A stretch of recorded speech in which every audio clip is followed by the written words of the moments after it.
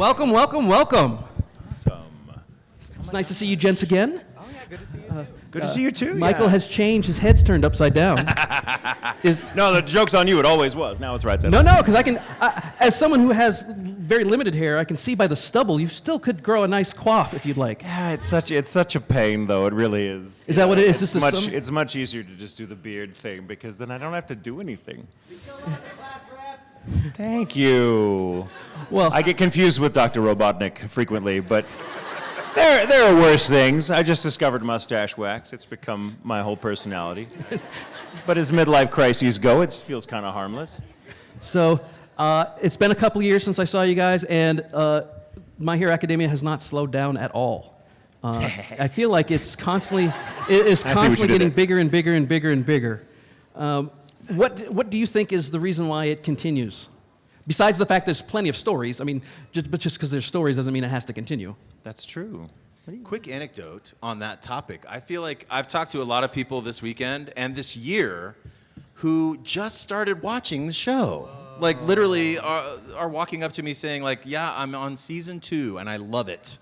And I'm like, that is incredible for a show to be out as long as this. This is what, 8 years now? Yeah, something like 8 or 9 years? Wow. And there's still so many people discovering this. And I think maybe it's because on some level, we've sort of already captured all the older brothers and sisters, and now we're getting the younger brothers and sisters. Yes. So the cult has grown. I think it's growing, yeah. The indoctrination. That's right. I also think it has to do with a lot of streaming, because it's on streaming places, and they're like, hey, if you like this, you'll like this. But it's like with anything. I mean, everything streams, but not everything, endures. And I think it has to be really good. And I think with My Hero Academia, there's a lot of reasons that people are really drawn to the characters and the story.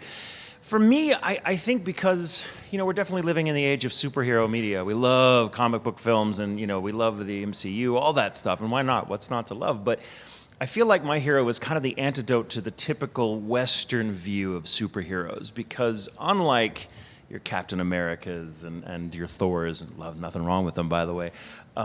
My Hero is more about finding your power within a group rather than one person being the hero. It's all about kind of found family and learning who you are and how you fit in to a larger dynamic, which is, to me, I think, a uniquely Japanese take on the superhero trope. And it's fresh, it's interesting, it's very relatable. I think most of us learn who we are because of who we spend most of our time with. And I think My Hero really captures that in a way that I haven't seen done in superhero media before.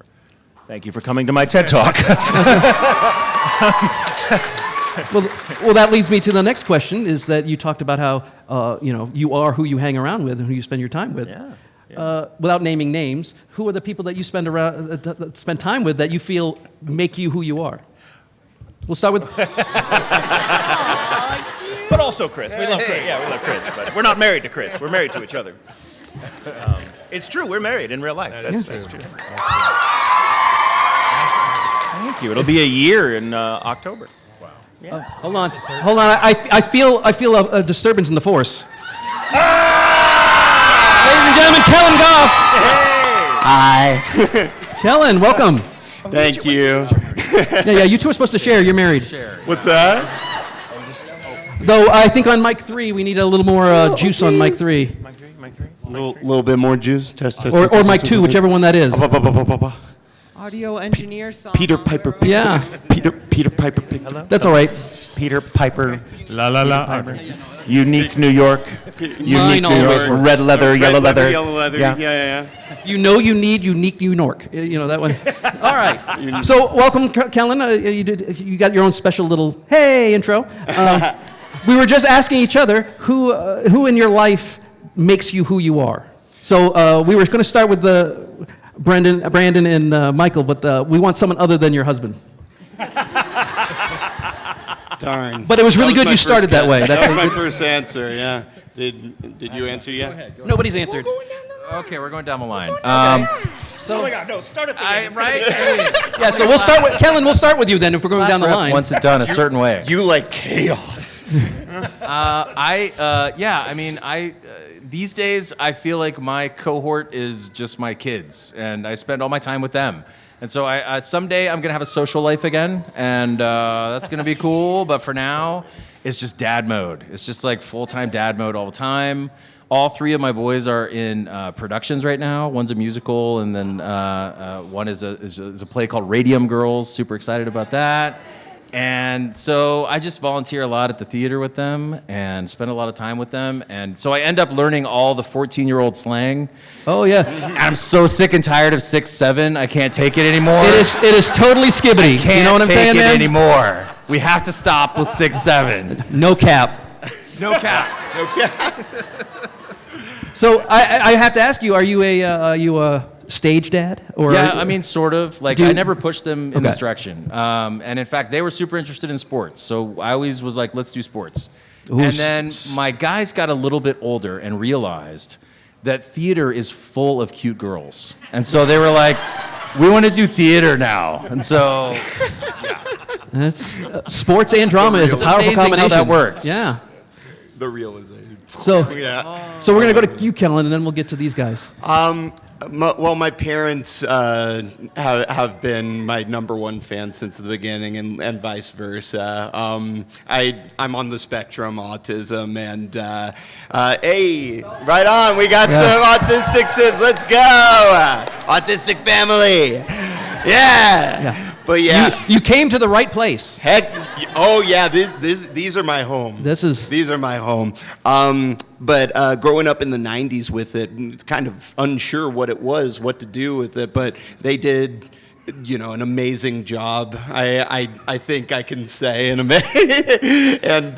they've always, just been there for me. So definitely them, and my boys in my production company, the Ink Tank. We meet every Wednesday, and they've contributed heavily to my sense of humor since, and the love I feel in my life. So I would say those 7. Oh. It's nice. Oh. They, Gentlemen, now we're going to unleash Thank you. chaos, apparently. You've hyped this up. We have no mic. This mic, does this We'll work? take- Can you hear me at we'll all? use this mic. There's a little bit. Oh yeah, no, it does work. I just have to be Really very close. close to the microphone. There we go. Okay, great. All right, so if we can't choose each other, We know that's a... right, that's an obvious thing. Yeah. That's I know what you're gonna say though. Yeah. Yeah, so that's my answer, You can too. laugh.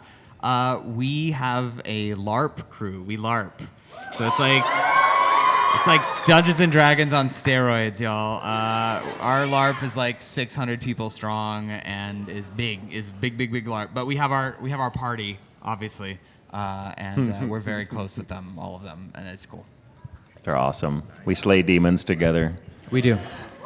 We do magic together. It's so awesome. All right, It's so- this whole thing. It's like every month it takes place, and it's an all weekend thing. It starts at 8 o'clock on Friday and ends at 5 a.m. Sunday, and we're there for the whole thing. And afterwards, you bond in a weird way. Like, we're all just there to have fun, and it's kind of the purest form of acting for those of us from the business that are in it, because we just get to improv our way once we know our characters, and we get to improv all these cool dynamics and relationships. And we run each other through the ringer. Like, we'll have our crew leader was like, presented us with gifts last LARP that were supposed to help our characters remember who we were. And we were like, oh my God. Like, you walk away and I'm like, can I just live in LARP world, please? It's so much better than anything else 2025 has offered so far. But yeah, our LARP crew, they're wonderful people who not only are, we love them because we have fun with them at LARP, but they've really taught us a lot about kind of who we are as people too. And that's something to say. I mean, I'm pushing 50 years old to learn new things about yourself at that age. And not just that I can kill demons. I'm like, oh, the magic was in me all along. It's just really cool. how do you look like that at 50? Shave That's incredible. Shave your head, mustache wax. Yeah. Because I'm not going to say I'm nearly the same age as you, because then you'll see how genetics works, folks. You have good genes. I obviously had bad genes growing up. I guess I'm just lucky because I do not take care of myself. I just wake up every morning and I'm like, thanks God. I don't know what I did. So I have a question about this LARP Brandon's thing. for. If it's all weekend, All weekend. it starts Friday through Sunday. starts So Friday. what happens if you die Friday afternoon? Do you just have to lay in a field for 3 days? Pretty much. Well, then you go on NPC shift. Okay. And then you get to be demons the rest of the time. Yeah. So yeah, if you die, don't worry. There are contingency plans. Okay. Also, if you perma-die, get good. It's true. I have dancing light orbs as my first level. I'm like, you're useless. I died my very first encounter in game. He was there. Okay. All right. I'm sorry. I don't want to Sorry, tend yeah. to this too much, but the long story short, he was like, "Yeah, I'll try battle with you because I'm a frontline fighter, a tank in the game." And something happened in the game. The first battle he was in was with essentially the Pope of this religion in the world. The murderous Yeah, he Pope. was murdered by the Pope. Who was insane because the martyrs had returned from 1,000 years whole after this thing. genocide. It's a long thing. But yeah, he went down like that. This was me. I was like, on guard, crazy Pope. And she was like, 5, 5, 5, 5. I'm like, oh, well, shit, I guess I'm dead. And like, I was like, well, that didn't work out. I didn't get a single hit in. And then someone was like, res me, and they were like, what did we learn? On guard, crazy Pope is crazy. That goes I have my hard. little sword. I was like, That's come on. crazy. So if you see the Pope on the battlefield, do not engage. Do not engage. No, Not fight the Pope. that's a end boss. That's not a. Yeah, the end boss. If you see a Pope going on a rampage, go the other way. That was the lesson I learned. going through something. Well, are you ready for the fan? We have a long line. Are you guys ready? We're for my hero, aren't we? Yeah, I know. Like I said, I already prepped them. The first 5 minutes for me, I like to get to know you guys and see how you guys are in real life. And then they're going to ask you a bunch of My Hero Academia questions. yeah. And so we'll start off with this young lady.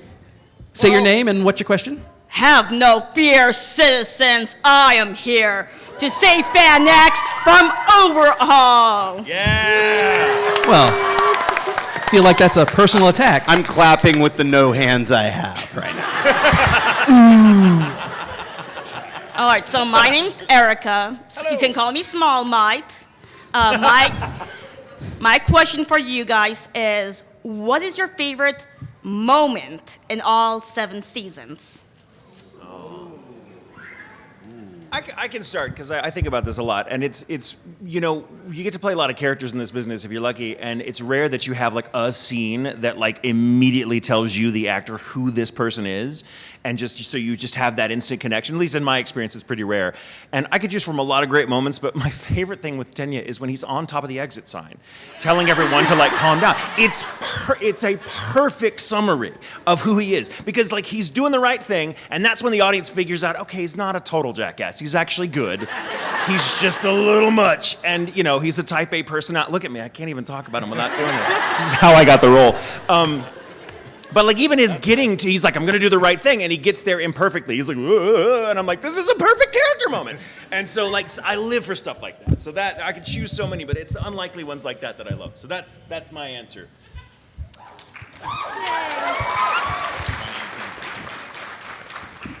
I really enjoy the evolution of Aizawa's sleeping bag across 7 seasons.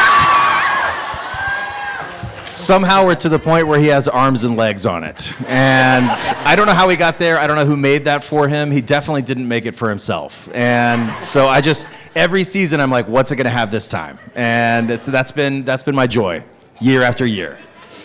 It is, yes. Do you have one? I've got one. I think my favorite so far has been where we get to sort of peel back the layers of All Might a little bit. I really enjoyed the flashback scene, what I'd like to call the first hospital scene. I guess it is the first hospital scene, where there's the back and forth between All Might and Nighteye back in the day when they were working together, and that one's mine. That was mine. It's very emotional. Yay! Oh, thank you. Well, my favorite scene is when Overhaul shut Nighteye up permanently. Okay, no, my real answer then. I love when Overhaul just came up to the League of Villains and basically T-posed on them. Just like, that was aura farming before aura farming, I think. Thank I love you this guys. guy for disclaimer. Thank you. We're great. Near, far, wherever you are. And don't worry, we all love you, Overhaul. I heard some unsureness over there. Like, Not all of don't us. speak for all of us. What's your name? Oh, what's your name? My name is Lily. Okay. Hello. Do you have a question? What is your favorite, a voice line. Favorite voice line. I'll go first. Aizawa does this in every episode, so I'm going to do it for you here. I haven't done it for Salt Lake yet. This will be my first time, so enjoy this. Get ready. Get ready for unprecedented, unparalleled acting. Are you guys ready for it? A FanX exclusive. Get TMZ. In almost every episode, Aizawa utters his iconic line.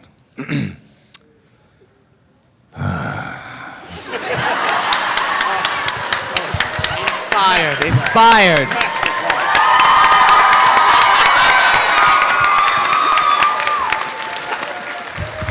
I wish someone had roses to throw on stage. That would have made it perfect. Make it perfect. Yeah. I need to pay somebody. Do they give Emmys for Comic-Con panels? Great question. They should. That's a great question. They should. All right, guys. Who else has a favorite line? Jump in there. Was yours like, oh, I got when one. you died? I'll start. Do you need some time? Do you need me to buy some time? Yeah. Okay. No, It's a toss-up between when he says "I'm Ingenium" and to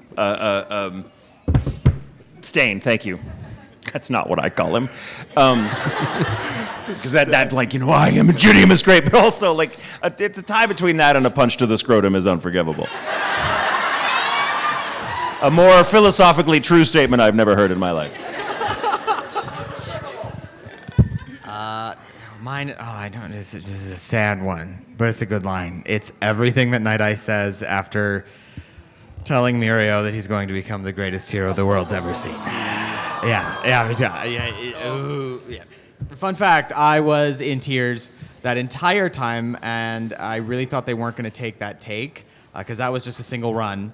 And that was right after I heard Rico saying the words, "Please don't leave me," right before I started my monologue. And I was like, it was, and then I came out, I went to the break room, and I was just sitting there trying to like, and Rico turns the corner, and we looked at each other, because he had recorded right before me. We saw each other, and we didn't say anything, and we just walked up to each other and hugged each other and went off like ships in the night to different studios in the building. Good times. Yeah. All right, beat that, Kellen. I can't. I love that story more every time I hear it. Rico's the best. I haven't been to a con with him in a second. Yeah. Rico just he'll just pop up at the most random places. Like you could be on a safari in Zimbabwe and be Rico. It would not surprise me. It wouldn't surprise us at all. And he knows where the escape room is. In Zimbabwe. That's right. I think I tricked him to give me his phone number, so I think we can call him, maybe. Maybe he's here. My favorite one is simply a goal without a plan is just a wish. Because it's really good advice from a really bad dude. Very true. Nice. You can go ahead and and I'll get the next person. So she's got mini ducks for them. I told her she was okay. So go ahead, while she's passing those out, go right ahead. All right. Did you bring gifts? He's got the little beak like me. What offerings have you gone to sacrifice to the My Hero Academia personality. Fair enough. My name's Erin. My question, I guess, is kind of related to Brandon's last answer. Was there a scene that was particularly emotional for you while recording, or one where you're really proud of the performance you gave? Besides Chris's one he just did seconds ago. Well, I think, mine. I've answered. I feel like after the second season, Tenya's job was to just be in the background doing weird stuff and occasionally come on and break your heart. With like a very emotional line, which is really fun because most of the time he's in the background being like, and then devastating line, and then, it's a good gig. But I think the more recent one is when he's with Todoroki after he's fought and all that, and Matrenga and I love Matrenga so much, Dave, and we love acting off each other, and it was a similar situation to you and Rico. We were at the studio at the same time, and he was recording something else that day, but I got to respond to, no, excuse me, I have it backwards. I got to lay down track first, and so then he got to respond to me being like, "You were amazing," and that was a very emotional moment. Also, because he's sitting right here with me when you directed me on Tenya's line, when he gets to throw back the line, that's the meddling and whatever I can't remember the whole thing because I use all. You don't need to assess as being a hero. Thank you. You're welcome. you available for season? No, okay. No. No, but Chris, we come in and he's like, he's directing me remotely because I'm in LA now. And he's like, let's do it. And we're watching it. We're seeing everything. And then Chris is like, okay, let's do it. And we did it. And we were both crying. And I was like, oh, I get to say the line. I get to say, that's the meaning of being a hero. And I was like, you don't understand. We are so, we get into it and we'll do a line and maybe it sounds great. Like we nailed it, cool, and we're very proud of it. But what you don't see is afterwards us going, oh my God. Yeah. We're like, there's nothing sexy or cool about how we cry. It's that ugly, you've just been grounded for a week cry and you're in your bedroom being like, like totally what you don't see behind the scenes. It's so true. Yeah. I forgot your question. I'm sorry. Oh, just if there was a time that was particularly emotional for you while recording, or a scene that you were really proud of your performance. I think season 4 and just the whole Shirakumo Kurogiri thing. For a guy that has spent most of the seasons not really emoting at all, Aizawa suddenly turns on the waterworks, and I really relied a lot on our director Colleen, because I was feeling so emotional about it that I feel like everything I was doing was way too much, and so it's like, you got to pull it back a little bit because it's still Aizawa, and even though he's crying and even though he's in the moment and he's very emotional, he's still cool. So it's like we have to cry while being cool. This is an interesting challenge. And it was kind of a catharsis too. It was a scene that fans had been talking to me about for so many years before that, and just like, what are you gonna do when Aizawa cries? And so I was so ready for it, so excited for it, and so I really hope we get to see more maybe in Vigilante season 2 also, because it seems to be coming in January, and so we're gonna maybe get some more teen Aizawa, which is crazy, but so we can cross our fingers. We can hope. I mean, there's a depressing answer, but that's for another day. I think the one that makes me really emotional when I think about it is we were doing a press tour for season 4, and we went to New York Comic-Con for it, and we had our sort of sneak peek of season 4 on Madison Square Garden stage. And Overhaul was my first big anime role ever. So, and my dad and sister were there in the audience too. So just to be there on that stage and see the first big anime performance and have my family there for it, it was very special to me. That's so cool. Thank you. Thank you. Name and question. Hi, my name's Eddie. My question is, what has been or will be your favorite character development for the character you voice in My Hero Academia? Oh, I like how she tries to get you to get some spoilers. Yes. What will be your favorite? That's my favorite thing when people come up. Is do you know anything that's going to happen? It's do we talk to Horikoshi? Yeah, we have him on speed dial. Yeah. Let me just FaceTime him right now. Yeah, but I think Sir Nighteye is pretty straightforward there at the end where he's like, oh, Midoriya, you surprised me. My vision of the future was not what I thought it would be, and this is a first for me, but he accepts it. And I think that's the message for Sir Nighteye, is that changing your opinion in light of new information is never a weakness, is what I would say that is. very good. Oh, look at that. Boss break. What I said earlier about the moment on the exit sign being a perfect summary when I'm just oh, okay, I totally get who this guy is, and then totally got thrown for a loop in season 2 when he makes the choices he does to try to do right by his brother, which is also the worst thing he could have done. But I understand it, and I was like, oh, okay, I don't know this guy as well as I thought. There's sometimes you play a character and you're like, okay, this is just me. I mean, Tenya's just me if I could run fast. I'm a type A personality. I'm always everyone set their alarms. Anyone who's traveled with me at an airport knows I'm texting everyone, the plane leaves in 3 hours. Why aren't you in the gate?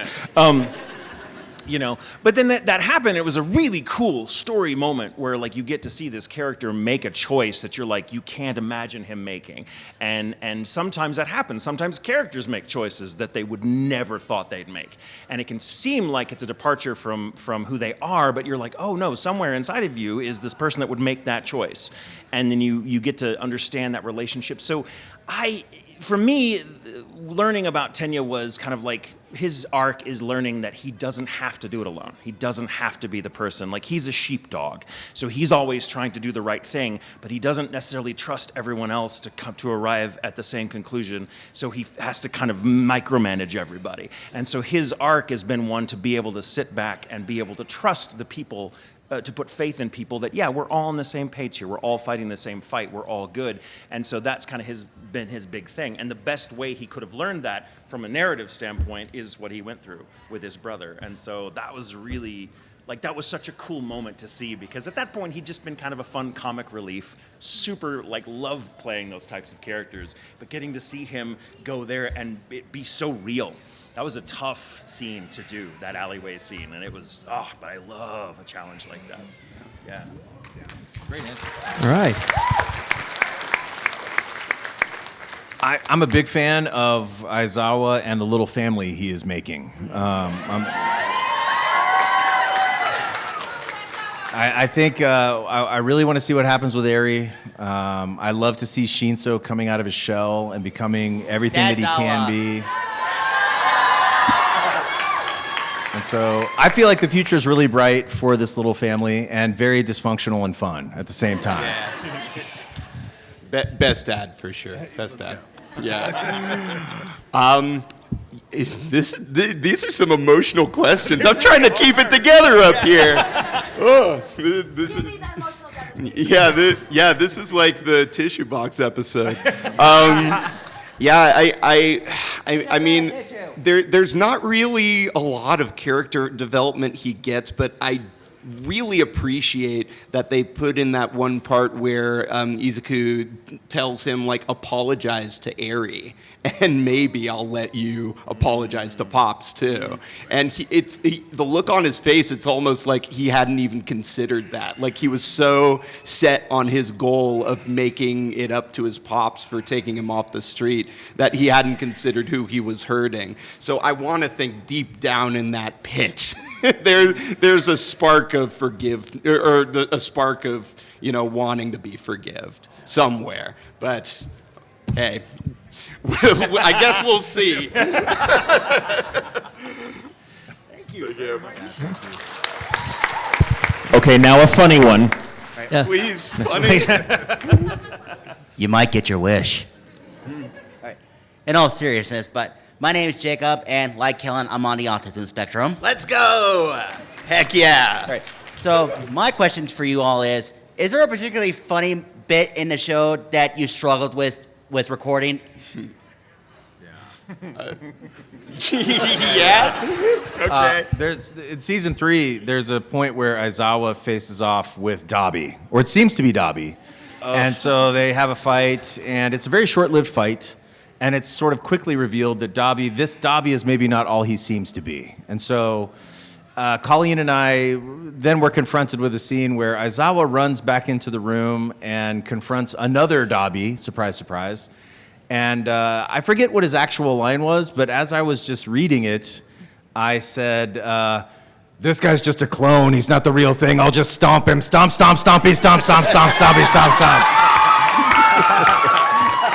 Because the animation was like, it was like a Warner Brothers cartoon for a second. Like, suddenly it was Bugs Bunny. And Colleen and I both just died laughing. And so, yeah, that's some Looney Tunes stuff right there. Right. It was a very Looney Tunes moment, and so that has stuck with me through the years for sure. That's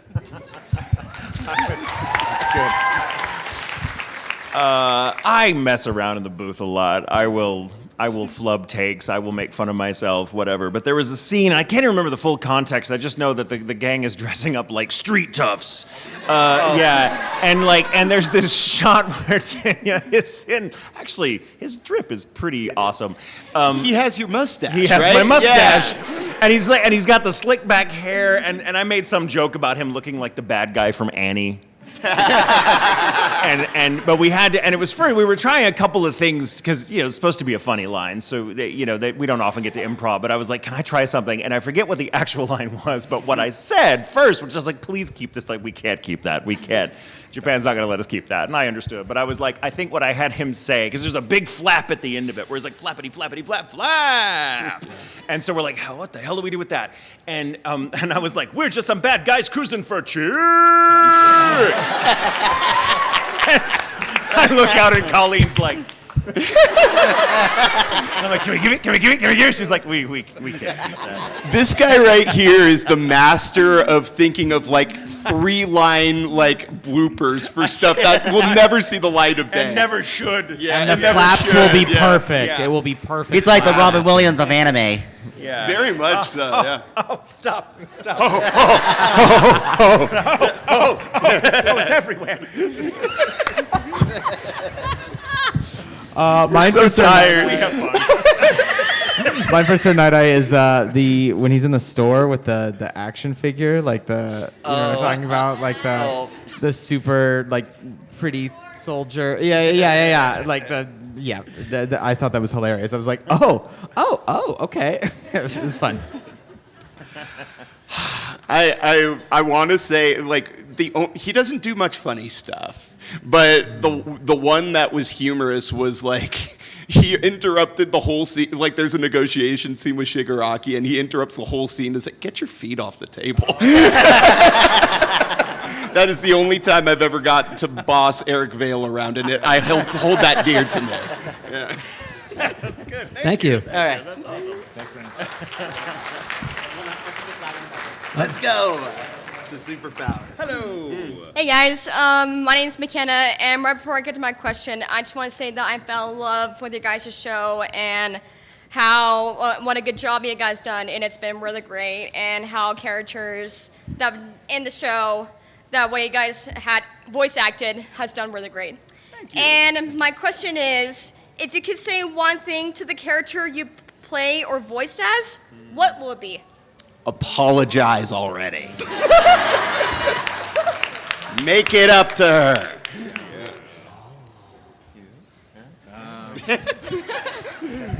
Let the right one in.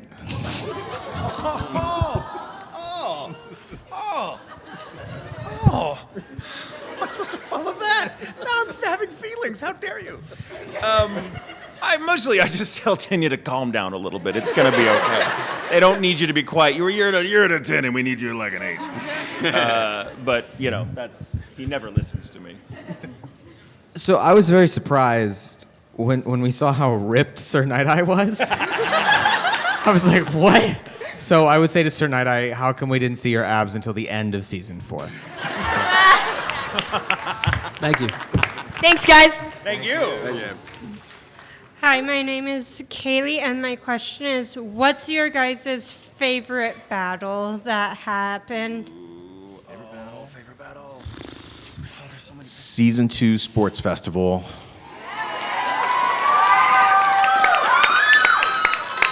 Deku versus Todoroki. That was a good one. Dang good one. Yeah. That first really big battle between Deku and Bakugo, the choreography was just, my goodness. He was like doing pirouettes and stuff. I have to second that one. That's fine. Yeah. There's so many. I think my favorite for me personally was the fight with Stain in the alley. That such a good emotional fight, and like when they all come to the rescue together, and you're like, yes, so emotionally satisfying. Thank you. Thank you. My name's Joaquin, and I had what was your favorite hell yeah moment? Like you have some Linkin Park in the background in one of your edits for one of your characters. Like nice. Hell yeah. Linkin Park in the background. The end of Transformers. You're right. What was it? What's your favorite Like hell yeah. I gotta say, and I don't want to spoil too many people, but the new season's 9 days away, so you guys got to catch up. If you're not, Yeah, come on. you're not there yet. So all I'll say is the leg. I'll just say that. Yeah. I can't say mine because you haven't seen it yet. Yeah, but it was like 8 years, and we have this, and I get to say a thing that I'm like, that is the most badass thing I've ever said is this character. Yeah, I think, but I can't say it. Brandon, do you have something you can say? Oh yeah, I mean that Overhaul fight was pretty good, I think, personally. Best fight in the Yeah, show. where you could like see his reflection in his eyeball. Like they didn't have to go that hard. That was cool. They went that hard. Man, yeah. I just keep thinking of that battle where he's just like he's doing twirls while like sparks are flying all over the place. He's like, it's like art, dude. That was really hell yeah for me. But you mean hell yeah for like our specific characters? Well, I mean I did like when Deku tell them like apologize. I was like, yeah, hell yeah, do it. Sorry to keep coming back to that, but it's true. Thank you. Thank you. There's a height adjustment right there. My name's Evelyn, and my question is, if you could voice any other character, who would it be? Any other character you want to voice? Mount Lady. You want to audition? Okay. It would be with the exact same voice. As I could never do the job that Sabat does, but I would love to have played All Might. It's just a fun character, but I mean, like Sabat, Sabat was born to play that role. Who do I think I am? You know? Yeah. When I auditioned for Aizawa, and I also auditioned for Vlad King, the teacher of Class 1B. And so in some alternate reality, I'm just a guy with vampire teeth going like, all right, team, or whatever. And so maybe him, I guess. I adore the job that Kyle did, but I would love to try Kaminari on. I love his golden retriever energy. It's just nauseating. Thank you. Good question. Hello. Hello. My name is Jax, and before I asked like my question, I just wanted to say that like the show My Hero is just great, and I really like it mostly, and I watch it so much because it gave me a way to bond with my dad. So we both watch anime together, and we've like watched like almost all of My Heroes side by side, and just the different reactions. But I just wanted to thank you guys for doing such a great job and giving me that way to bond with my dad. Bringing families together. My question was though, I had like multiple questions, but they kept getting taken. But what is your opinion on Endeavor?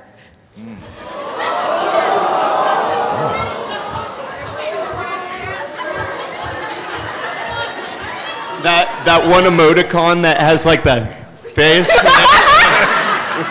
Well, that's our time. No. Yeah, right. Yeah. What a complicated journey that character has gone down. I do think that the commitment from the author in regard to Endeavor on what I would call like a redemption arc with this character, I've loved to see that through all these seasons. Now, it doesn't mean that he's been a fan favorite all the time. He's done some really terrible things, of course. But I do think telling a redemption arc story is a really tricky job. And a lot of credit to Horikoshi for how he handled Endeavor, especially in this last season with Dabi, and how all that went down I just feel was so well done. And so, you know, it'll be interesting to see what happens with season 8.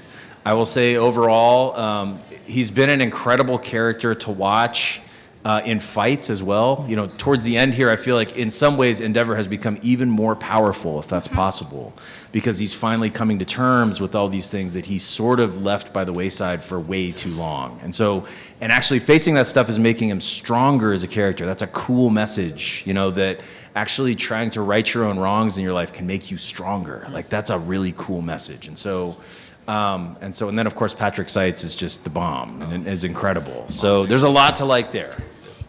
I mainly asked because when Endeavor first came in and I learned about everything, I was like, I hate this person with all of my heart. But then when he like fell, when he was fighting with the main person, no spoilers, I don't want to give spoilers, but when he was fighting and he fell into the forest, like that scene where he was like talking to himself, I was like, oh, he's more likable, I guess, now. But thank you, guys. Thank you. So this will be our last fan question, and then I'll wrap up with one final question because we're running out of time. So We're so sorry, guys. Come Yeah, see us at our table. Do come to our table. You can ask us questions at I knew our I was going to disappoint somebody because you had such a long line. So I just, unfortunately, but you are the last one, so. Okay. Hello, everybody. My name is Brea, and I was wondering if you guys could say, I am here in your character's voice, please. Okay. Oh, that's fun. That's good. That's a good ender. I am here. I am here.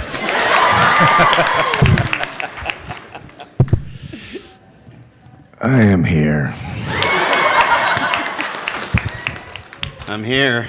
Thank you, guys. All right. So, whenever I get a large group, 2 or more, large group, I always ask this last question because you guys know each other very well. You guys hang out with each other, you do cons, you work together. So my question, and I'll start with Kellen at the end, and we'll just walk down the thing. What makes these guys so special? Oh my gosh. They're so smart, all of them. Like I can throw anything at these guys and they'll yes and keep it going, and that's something special for sure. And just so kind. I could ask any one of these guys, hey, could I have your liver? And they'd consider it at least. So I couldn't ask for a better co-stars or co-cast, yeah. Oh, so nice. Plus, they know food. I don't. They do. I just follow these guys around to food. That's my thing. You know hibachi, though. I show up to food. This has been such an incredible experience being a part of this cast because I do feel like Colleen did such an amazing job bringing us together. She really had a vision for how the English dub of the show was going to go, and she just freaking knocked it out of the park. And so I second everything Kellen said as far as like just it's a good group of people who have like really big hearts and really actually love this show. That is not always true. Sometimes you work on shows with people, they're like, yeah, it's a show. It's a paycheck. That is not the case with this show. Like the cast of the show love this show. So I love that. I mean, I'll just go down the line for here. Like Kellen, I adore Kellen. What's not to love? I also like that laugh. I could be having the worst day, and if I hear Kellen laugh, I'll be like, it's like just hearts suddenly spring out of my head. And Chris, I freaking love. I think we really bonded a few years ago when we were doing a Tennessee con together, and now I would honestly say, like, not only would I ask him for a liver, maybe also for help on my taxes. This is really, really smart dude. But just also a great actor, great director, and I got to work with him in that capacity. And then Brandon, oh, I love this man. But I want to tell a quick story to illustrate how much the cast of the show really loves each other. You know, so we did so many cons together for so many years, especially when the show really took off, that it was frequent that about every other weekend, at least 8 of us would be together. And so we just got used to that. And then the pandemic happened, and then cons were no more for the better part of 2 years. When we first all got together, and I don't remember which con, it was over several cons, we finally got to reconnect physically with every, in real time with everyone that we were so used to, as our con family. There were tears. There were so much tears and hugging because it had been like, oh my God, I had missed this so much. Like when Dave Matrang and I first hugged, you would have thought we were long lost lovers. People were like, get a room. We're like, we're in a room. Whatever. This is a room. It was just lovely. So like we've been, all of us up here have been like, I think combined, we've probably been doing this for 100 years. Yeah. And I think this is one of the best shows we've ever been in terms of who we get to share the experience with. Hear, hear. So thank you guys for making my experience so wonderful. And thank you, babe, for saying yes. He's gorgeous, has terrible taste in men. Well, going down the line here, Kellen's vocal cords are like a Stradivarius violin. And I mean that in all possible permutations. Like, you take the bow and you turn it and you, like, rub the wood against the strings to get crazy sounds. That, like, Kellen, I remember before Sasuke and Miyano, when you were like, "Can I please play someone who's not awful, please?"